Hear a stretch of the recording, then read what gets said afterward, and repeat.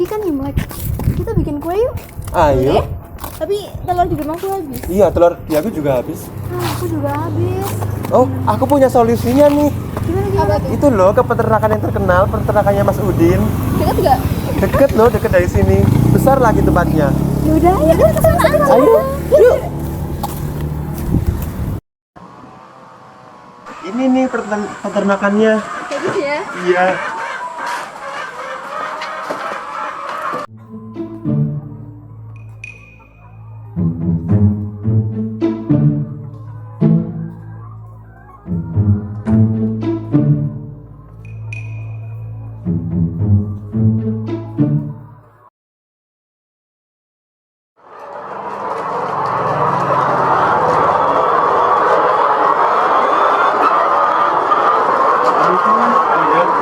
Oh, beli telur ada nggak ya, Mas?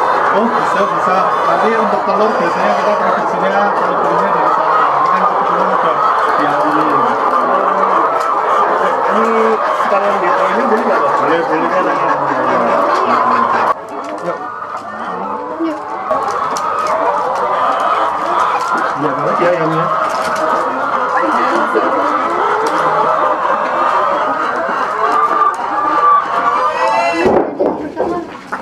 Iya.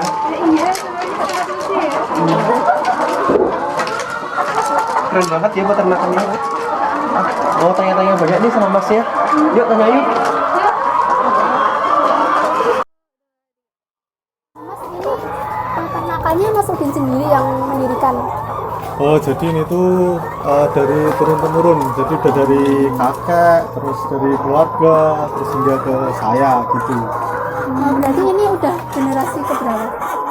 Kalau bilang generasi untuk atas-atasnya saya kurang tahu ya. Cuman untuk saat ini setahu saya ini emang dari dulu dari kakek, terus dari bapak ibu itu udah punya ayam. Jadi kayak udah nyara ayam sampai sekarang gitu. Kira-kira itu dari tahun berapa ya? Dulu itu orang tua mendirikannya dari tahun 97-an. Itu udah lumayan lama ya? Iya, udah lumayan. Udah berapa tahun itu berarti? Mau 30 Iya, ya? udah lumayan lama. Terus ini kira-kira pekerjaannya udah berapa ya, Mas? Jadi kita itu ada beberapa kandang kan di sini ada sama di perbatasan Jogja Magelang sana ada. Nah yang sini yang ngerjain itu 1 orang, yang sana 2 orang karena di sana populasinya lebih banyak. Gitu. Ini ayamnya kira-kira jenisnya apa ya, Mas? Jadi kita itu pakai strain kalau untuk di pasaran itu namanya Novogin. Jadi itu persilangan antara strain Isa sama Lohman. Biasanya itu yang sering dipakai peternak-peternak di kita itu beberapa strain diantaranya 2 itu. Gitu. Kira-kira keunggulan dari jenis ayam itu apa ya, Mas? Jadi kan untuk strain ini tuh dia ukurannya lebih kecil, makanya kan otomatis kalau ayam itu lebih sedikit, tapi dia memproduksi telur yang sama. Nah, cuman kan ini otomatis kan telurnya kecil-kecil, jadi lebih relatif kecil dibandingkan strain-strain yang lain. Jadi itu bisa diterima di pasaran. Misalnya kan kalau nasi goreng itu kan 1 kilo misalnya dapat 18, sama yang gedenya dapat 15 atau 16 kan. Kalau dia jual per porsi kan otomatis dia lebih suka yang lebih banyak karena kan udah kayak telur. Nah seperti itu, makanya kita lebih mudah untuk pemasakan yang ukurannya itu relatif kecil. Nah, Mas, kalau ayam-ayam ini usia produktif menghasilkan telurnya tuh biasanya umur berapa ya?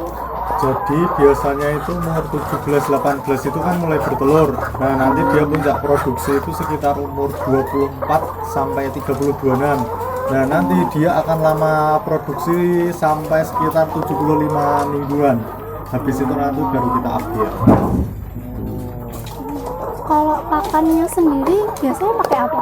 Jadi kita biasanya itu kalau untuk pakan itu kita self mixing ya. Jadi kita nyampur sendiri pakai jagung, bekatul, konsentrat, sama mineral. Biasanya kita campur sendiri, nanti baru dikasihkan makan. Gitu. Biasanya ayamnya berapa kali sehari itu makan? Biasanya dikasih itu 2 kali, pagi sama sore ya. Mungkin kalau pagi sekitar jam 7, kalau sore ya mungkin sekitar jam 2-an biasanya gitu. kalau buat pakan khususnya gitu berarti ada nggak ya Mas? Ada, biasanya ada pakan jadi. Cuman itu biasanya pakan jadi kan namanya complete feed. Cuman kalau untuk kita emang nyampur sendiri karena itu tuh kita bisa menentukan nilai nutrisi yang ada sama lebih murah daripada kalau kita beli pakan yang sudah jadi dari pabrik itu. Maksudnya untuk efisiensi pakan lah kita. Terus kalau sistem perkandangan ayamnya gimana ya Mas? Ini tuh kita kayak gini tuh kandang baterai namanya. Jadi kan macam-macam, ada yang isi 2, ada yang isi 1, tergantung kita pesen kandangnya yang seperti apa. Kalau ini kan kebanyakan satu-satu. Jadi tujuannya itu biar kalau dia makan itu tidak saling bersaing. Jadi dia tuh makannya cukup. Jadi tiap kotak itu dia dapat porsinya masing-masing. Sehingga dia kalau cukup makannya, cukup nutrisinya, berarti dia akan menghasilkan telur. Jadi kandangnya itu pesen ya Mas? Iya, biasanya kita pesen. Jadi kalau tujuan dari kandangnya ini kayak diseling-seling seperti ini air terus makan itu kenapa ya? Oh, jadi kan gini. Ini minum, Iya. kan otomatis kalau ayam minum itu kan pasti berdiri. Nah, terus ini pakan. Jadi kenapa kita tidak berdekatan biar misalnya minumnya tumpah nggak langsung ke pakan atau sebaliknya pakannya mengotori minum. Jadi kita buatnya seperti ini. Ini kalau dikurung satu-satu gitu bisa stres gitu nggak ya Mas? Gimana?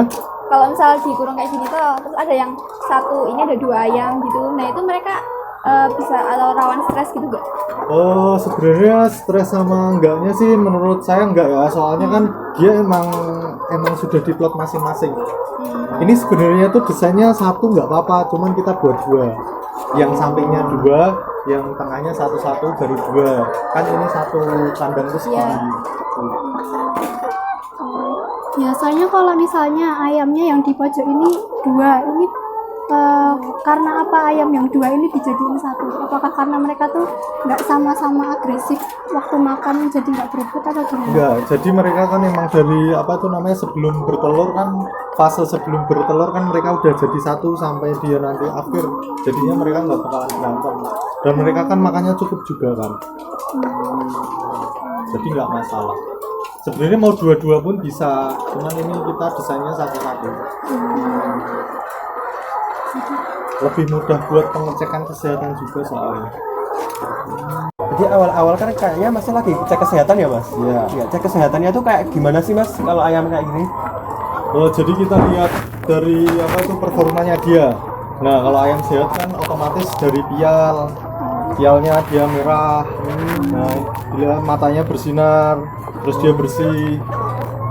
Biasanya kalau kita lihat kotorannya dia bentuknya bagus normal. Biasanya kita bisa, oh berarti ayam itu sehat.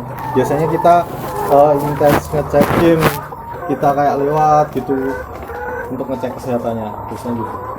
Kalau ada hubungannya nggak Mas? Kalau ayam itu sehat nanti telurnya gimana gitu? Oh iya, jadi kalau ayam sehat itu kan otomatis makannya cukup, nutrisinya cukup, jadi kualitas telurnya lebih bagus daripada kalau misal ayamnya kurang sehat, kurang fit, itu biasanya kan makannya lebih sedikit atau kurang nafsu makan, jadi nanti mempengaruhi ke kualitas, misalnya dia telurnya cangkangnya lebih putih-putih atau gimana, kadang yang sakit pun jadi nggak telur. Nah, makanya kita cek secara rutin itu kan untuk mengoptimalkan produksinya. Ketika ayam itu ada yang sakit satu, bisa nggak Mas kayak nular gitu ke ayam yang lainnya? Bisa. Jadi biasanya kita cek kalau misal dia bisa diobatin, kalau untuk cuman misal ada yang sakit satu gitu, biasanya kita obat satu aja. Cuman kalau untuk penyakit tertentu, misalnya kena penyakit yang virus atau bakteri, biasanya kita langsung total diobatin semua. Jadi waktu kalau pas itu ada wabah flu burung gitu, jadi semuanya langsung. Biasanya kita udah protek di vaksin ya untuk flu burung, jadi jarang banget ada kasus itu. Terus kalau dari faktor lingkungan kan bisa berpengaruh ke ayamnya juga tuh Mas. Nah itu gimana tuh sistem buat kebersihan kandangnya gitu? Oh ya, jadi untuk kotorannya itu kita biasanya ada yang ngambil seminggu 2 kali. Nah, untuk menjaga amoniaknya biar nggak tinggi. Terus biasanya kita juga melakukan penyemprotan kandang tiap 3-4 hari sekali untuk menekan virus lingkungan. Biasanya kayak gitu untuk antisipasinya. Mas, biasanya kalau panen telur itu pas kapan dan sekali panen itu bisa dapat berapa banyak? Nah, untuk saat ini kita kalau panen mungkin ada sekitar 200 kilo. 200 kilo, tapi kan dari total populasi hanya sebagian yang nelur, sebagian enggak. Nah, yang biasanya kan kita pakai rollingan apa itu namanya pemeliharaannya, jadi yang berproduksi bisa menghidupin yang belum produksi atau siap produksi.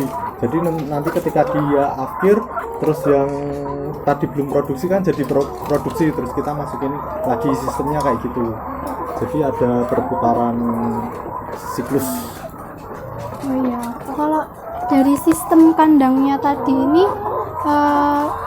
mereka bertelurnya gimana? Terus nanti proses ngambil telurnya itu gimana? Nah, jadi biasanya kan seperti ini, jadi kan kandangnya itu bawahnya itu kan agak miring, tidak boleh terlalu miring, harus pas, soalnya kan nanti dia telur itu akan menggelinding ke apa itu namanya, ke ujung sini. Nah, nanti sama pekerjanya itu biasanya diambilin tiap pagi sama sore. Nah, biasanya kan dia bertelurnya pagi hari, ada juga yang siang, seperti itu. Nanti kalau ayamnya udah usia tua gitu bisa bertelur nggak Mas? Sebenarnya bisa, cuman kan otomatis kan dia tidak bisa mencapai puncak produksi dalam satu populasi. Jadinya ya ketika dia udah umur 75 minggu atau dirasa dia produksinya sudah turun, ya kita keluarkan semua, kita jual. Jadi nggak dipotong jadi daging gitu? Biasanya kita jualnya dalam bentuk ayam, nanti ada yang ngolah sendiri biasanya. Berarti fokusnya ke telurnya aja ya? Iya, iya. Terus dulu waktu membangun peternakannya ini, dulu tuh modalnya dapat dari mana, terus seberapa besar gitu ya Mas? Nah, ini ada cerita unik nih. Jadi biasanya dari apa itu namanya, dari kakek dulu ketika modalin anak-anaknya itu misal dikasih 1000 ekor per anak, jadi nanti dia dibiarkan bisa survive apa enggak. Nah, nanti kalau survive ya dia nanti bakalan lanjut terus, kalau enggak ya ya udah, karena dari awal emang udah dikasih ilmunya, terus dikasih ayamnya juga, seperti itu. Jadi tinggal dia bisa apa enggak, biasanya gitu kalau dari orang tua dulu ya. Terus kalau buat pendapatannya kalau boleh tahu berapa ya? Pendapatannya ya hitung sendiri aja ya. Jadi nanti misal gini ya, misal kita taruhlah 1000 ekor. Nah, terus misalnya pakannya dia BEP-nya sekitar berapa? 16 lah, 17 ribu. Terus harga telurnya misal harganya 25, kita selisihin aja. Nanti dihitung sendiri aja. Mas, harga telur itu sewaktu-waktu bisa naik atau turun gitu nggak Mas? Iya, jadi fluktuatif tergantung ada event apa, misalnya nikahan atau di event-event tertentu. Terus kadang kalau pas stok di pasaran juga sedang habis, kayak gitu biasanya dia akan naik. Cuman kalau di stok pasar lagi banyak, biasanya akan turun. Jadi emang naik turun. Itu sesuai hukum permintaan dan penawaran di Iya, pasar ya? iya. Fluktuatif. Mas, nanti kalau telur-telur ini udah terkumpul, itu dipasarin di mana ya Mas? Nah, biasanya kita jual ke pasar tradisional. Jadi kita beberapa ke pasar tradisional, terus sebagian juga udah ada yang ambil. Oh, berarti udah ada mitranya gitu ya Mas? Iya, kita udah punya pasarannya sendiri. Iya. Untuk nanti ada kayak pendistribusiannya gimana, pakai mobil atau pakai motor? Kalau yang untuk pasar ke pasar tradisional itu biasanya kita pakai mobil. Jadi nanti kita ada beberapa, bawa langsung banyak tiap hari Selasa sama hari Sabtu. Biasanya kalau ke pasar hari itu. Terus kalau untuk yang diambil biasanya udah ada jadwalnya itu hari Rabu atau Kamis. Nanti yang dia anu di pasar, diantar ke pasar itu di peti kemas gitu nggak mas telur-telurnya? Enggak, cuma dalam bentuk peti yang per kotaknya 15 kiloan. Nanti udah langsung kita distribusikan. Kalau memasarkannya itu cukup cuma di pasar, fokus di pasar, apa misalnya lewat media sosial atau lewat mana gitu nggak mas? Sementara kita di pasar semua ya. Berarti produknya semuanya ada di pasar ya mas? Iya, ada. Terus itu buat kemasannya tuh pakai peti kayu aja gitu atau gimana? Iya, kita cuma pakai peti kayu, soalnya di pasaran juga permintaannya seperti itu. Tapi itu sudah aman gitu ya, nggak pecah karena telur kan rawan pecah. Aman ya. Soalnya kan biasanya kotak dari blabag gitu, terus nanti bawahnya masih dialasin pakai jerami atau apa ya, jadi aman. Kalau misalnya ada kasus yang pecah itu cukup sering nggak mas? Terus biasanya itu menimbulkan kerugian yang berarti gitu nggak sih? Kalau pecah mungkin kalau di kandangnya ya, kalau di kandangnya mungkin ada yang dia tuh kayak apa sih namanya, istilahnya tuh kayak retak atau apa kayak gitu kan. Itu biasanya ya nggak seberapa, cuman itu nanti ada yang beli sendiri. Biasanya kan tukang roti gitu kan beli yang kayak gitu karena mungkin nilainya lebih murah, jadi kan labanya bagi mereka lebih tinggi. Cuman kalau untuk ke pasar biasanya jarang, soalnya kan tetap hati-hati. Iya. Paling kalau ya cuma di kandang aja biasanya kalau yang gitu. Penjualan telur ini pernah sampai kayak keluar kota gitu nggak mas? Enggak pernah, soalnya kita cuma di sekitar aja, kita tuh udah kayak kadang kurang kayak gitu. Jadi kita nggak melayani. Jadi fokusnya untuk memenuhi yang sekitar Iya, sini sekitar dulu. ya.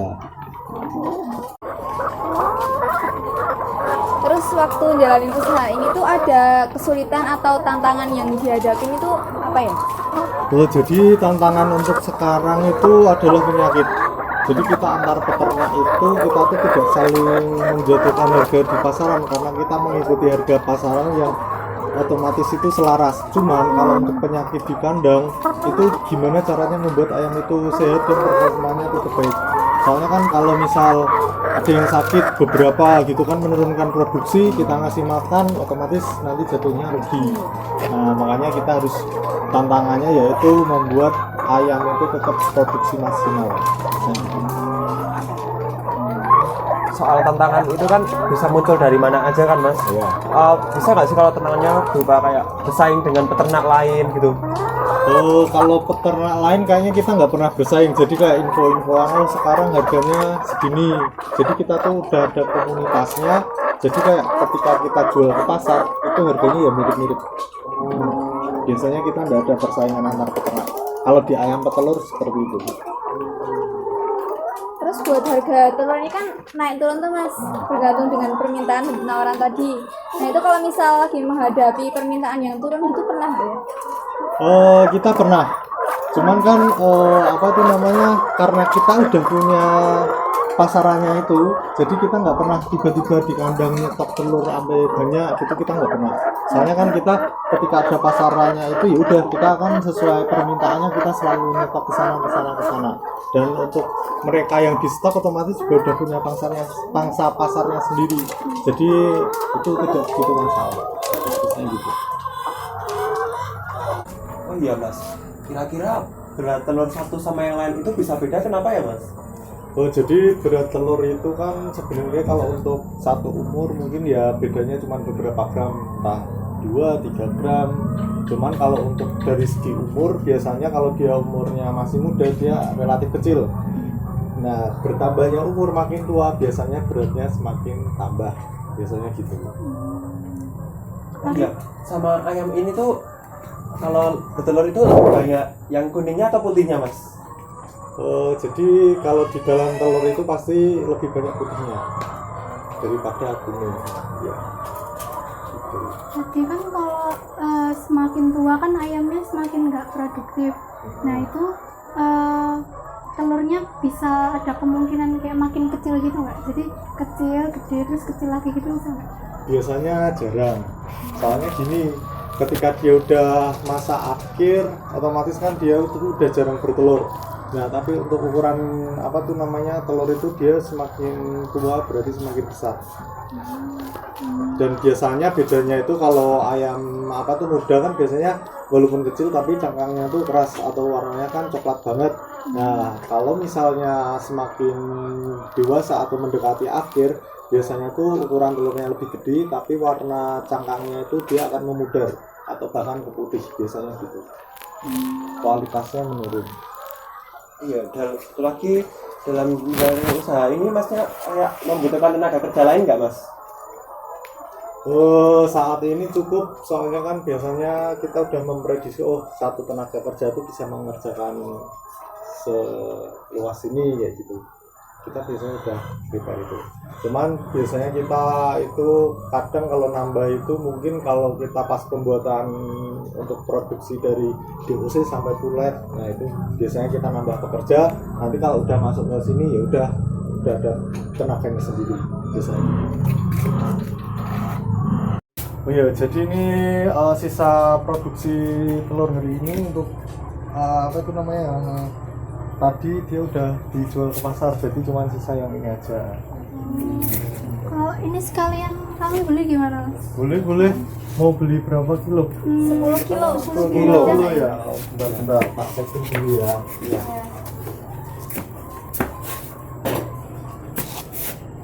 Iya, ini pas 10 kilo ya. Oh ya. Ya udah, langsung iya, angkat aja mas. Iya, nggak apa-apa nih. Ya udah gitu dulu ya mas. Iya, Makasih banyak ya mas. Iya.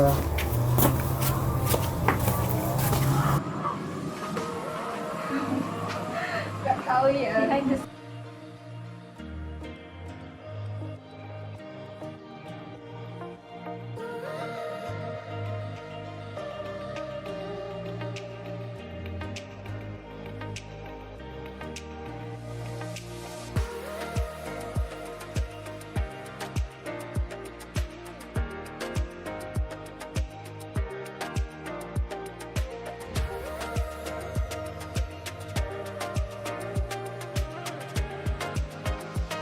Belum.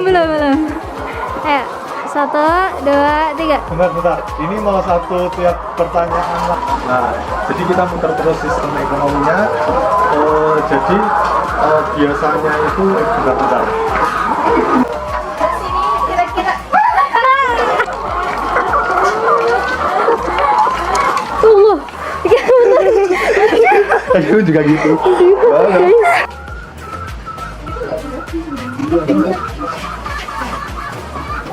Nanti kalau pas nanti ada yang nanti itu bisa di 10 kilo ya, kamu di 10 kilo terus nanti kan tak itu jalan dulu aja lah. Oke.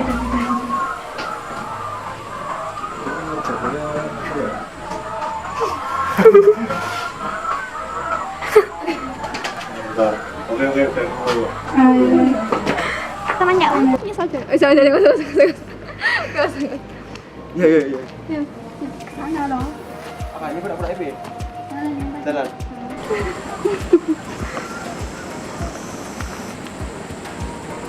PT-nya di? Apa?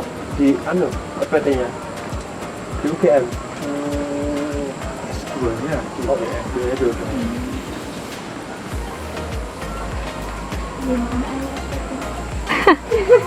Ayo FPT.